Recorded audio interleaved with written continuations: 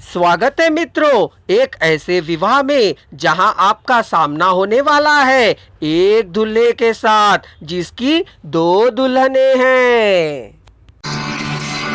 पुस्तक के लेखक है पद्मश्री आचार्य कौलक्लूरी इनाक। पुस्तक का अनुसृजन किया है श्रीमती पारनंदी निर्मला ने। पुस्तक का प्रकाशन किया है गीता प्रकाशन ने।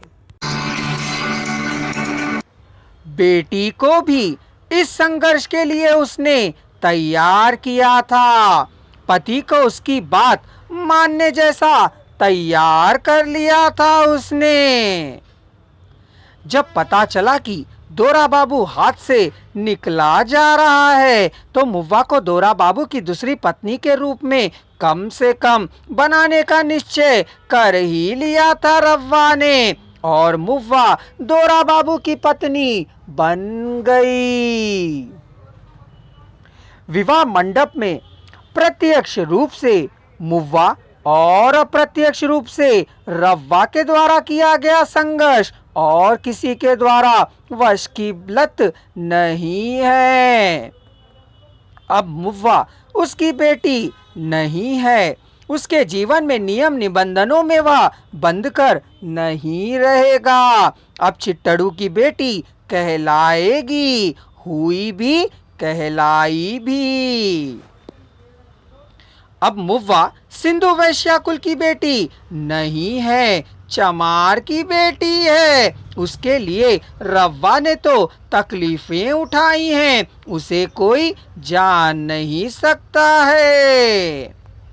रव्वा अपने जीवन में स्वयं जिस सीढ़ी पर है उसमें एक सीढ़ी अधिक चढ़ने के लिए कितना परिश्रम किया है देखी। उसकी जीत तब तुम्हें जान पड़ेगी। रव्वा ने मुव्वा को झंडा बनाकर अपनी जीत को फहलाया है। उनकी गुलामी की बेड़ियां मुव्वा को पहनाने की जरूरत नहीं हुई। मुव्वा के कारण रव्वा ने अपनी बेड़ियों को काट डाला है। अपनी बेटी को चमार की बेटी बनाकर उसकी माँ के रूप में, उसकी माँ के साथ में रव्वा ने चमार स्त्री के रूप में अपनी पहचान बनाई है। चमारों के नक्शे कदम उनके वश में होकर जीवन बिताने को विवश स्त्री चमारों के समान, उनके समान बनकर एक ही पत्नी के रूप में बनना कोई आसान काम नहीं है, छोटी मोटी कहानी नहीं है, एक बड़ा संघर्ष है और एक बड़ी जीत है। रव्वा की जीत अपनी बेटी को चमारों युवती के रूप में बदलने में है, उसका सिंधु वैश्या से चमार युवती के रूप में बदलने में है। यह सीढ़ी, एक सीढ़ी, थोड़े ऊपर की सीढ़ी चढ़ने के लिए रव्वा का किया गया संघर्ष क्या है, उसे जानने पर उसकी जीत के बारे में पता चलेगा। पुल्लैया ने सभी से कहा। रव्वा की जीत सबकी समझ में नहीं आएगा रे परदादा, कंद्रिगा ने कहा। उसकी बहुत बड़ी जीत है।